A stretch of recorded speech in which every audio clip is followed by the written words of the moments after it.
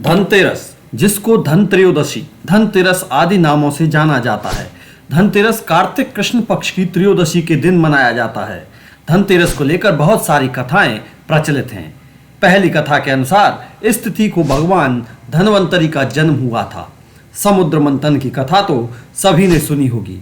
बस उसी समुद्र मंथन से धन्वंतरी जी अमृत कलश लेकर के प्रकट हुए थे।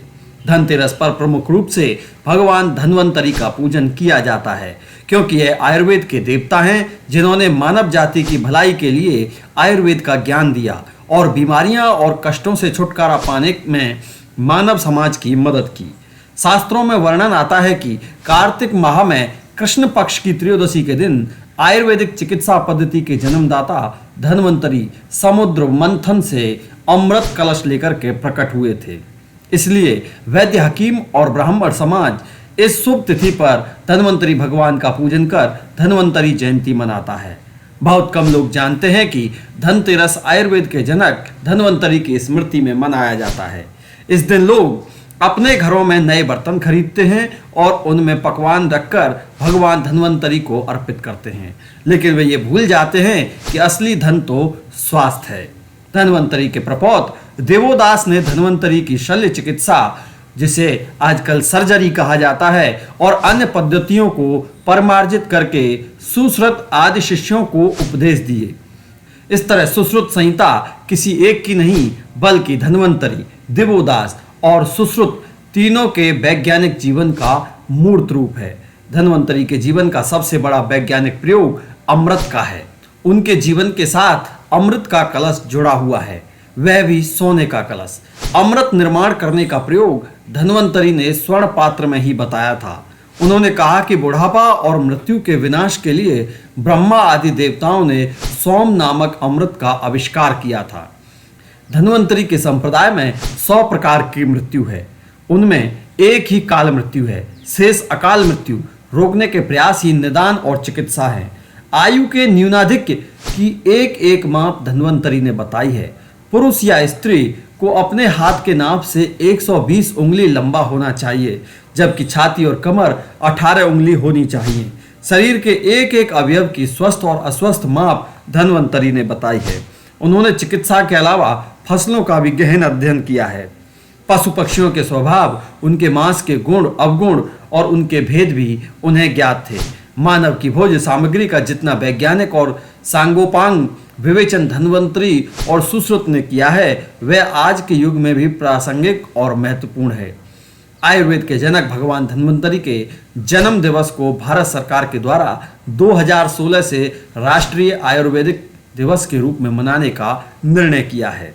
धनतेरस के दिन ही समुद्र मंथन से भगवान धन्वंतरी का अवतरण हुआ था। भगवान धन्वंतरी के एक हाथ में अमृत से भरा कलश और दूसरे हाथ में आयुर्विज्ञान का पवित्र ग्रंथ था। उन्हें देवताओं का वैद्य माना जाता है। भगवान धन्वंतरी चूंकि कलश लेकर के प्रकट हुए थे, इसलिए इस अवसर पर बर्तन खरीदने की परंपरा कही जाती है। कहीं कहीं लोक मान्यता के अनुसार यह भी कहा जाता है कि इस दिन धन यानी वस्तु खरीदने से उसमें 13 गुना वृद्धि होती है। इस अवसर पर लोग धनिया के बीज खरीदकर भी घर में रखते हैं। दीपावली के बाद इन बीजों को लोग अपने बाग बगीचों में या खेतों में बोते हैं। जैन आगम में धनतेरस को धनतेरस या ध्यान तेरस भी कहते हैं। भगवान महावीर इस दिन तीसरे और चौथे ध्यान में जाने के लिए योग निरोध के लिए चले गए थे। 3 दिन के ध्यान के बाद योग निरोध करते हुए दीपावली के दिन निर्वाण को प्राप्त हुए।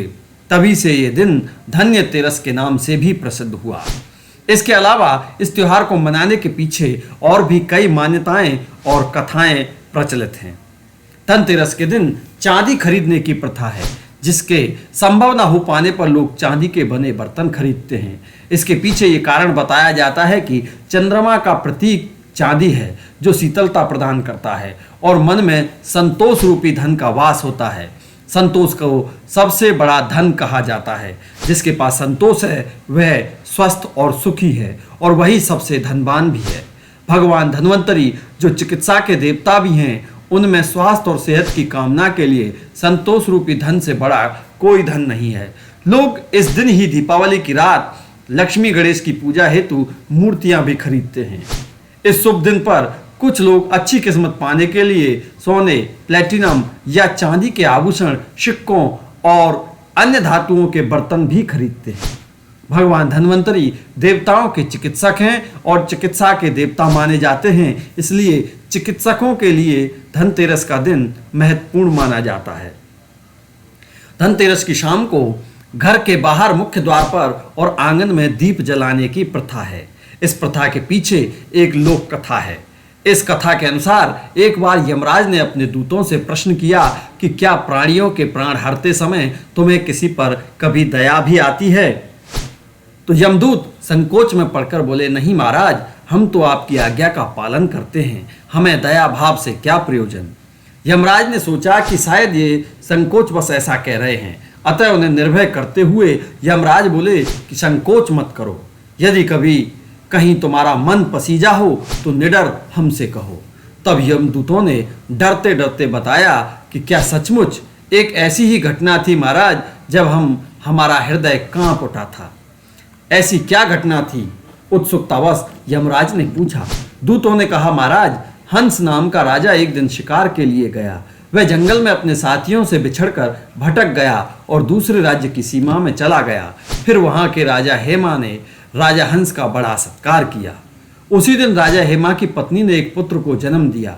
ज्योतिषियों ने नक्षत्र गणना करके बताया कि यह बालक विवाह के 4 दिन बाद ही मर जाएगा। राजा के आदेश से उस बालक को यमुना के तट पर एक गुफा में ब्रह्मचारी के रूप में रखा गया। उस तक स्त्रियों की छाया भी न पहुंचने दी गई, किंतु विधि का विधान तो अड़िग होता है।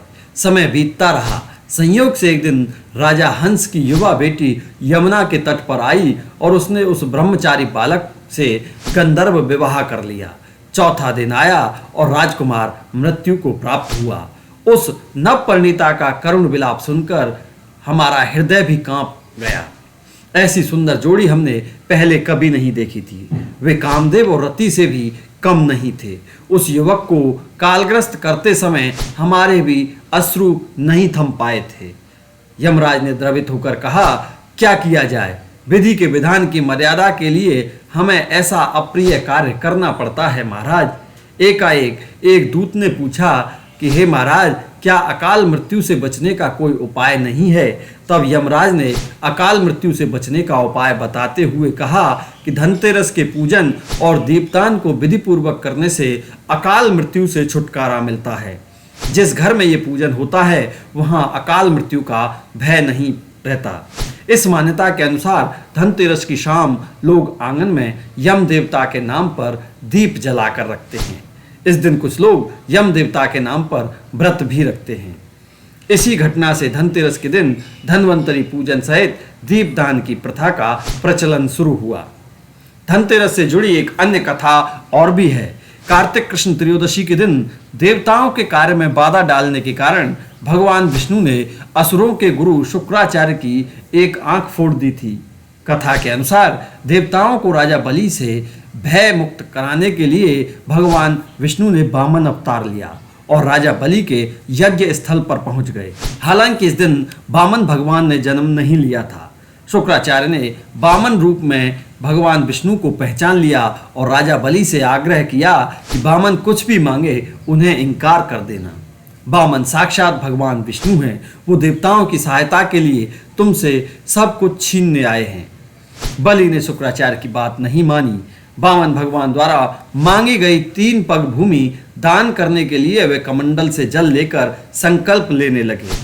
बलि को दान करने से रोकने के लिए शुक्राचार्य राजा बलि के कमंडल में लघु रूप धारण करके प्रवेश कर गए। इससे कमंडल से जल निकलने का मार्ग बंद हो गया। भगवान वामन शुक्राचार्य की चाल को समझ गए। भगवान वामन ने अपने हाथ में रखे हुए कुशा को कमंडल में ऐसे रखा कि शुक्राचार्य की एक आंख फूट गई। शुक्राचार्य छटपटाकर कमंडल से निकल आए। दानवीर बलि ने संकल्प लेकर के 3 पग भूमि वामन भगवान को दान कर दी। इसके बाद भगवान वामन ने अपने एक पग से सारी पृथ्वी को नाप लिया और दूसरे पग से अंतरिक्ष को।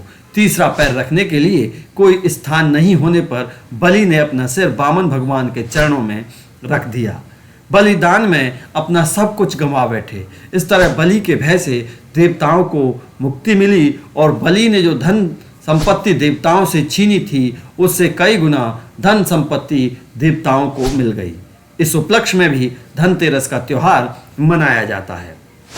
दोस्तों, ये जानकारी आपको कैसी लगी कमेंट करके हमें कमेंट बॉक्स में जरूर बताएं। साथ ही ऐसी ही धार्मिक वीडियो प्राप्त करने के लिए हमारे चैनल को अवश्य सब्सक्राइब कर दें। वीडियो को लाइक करना ना भूलें।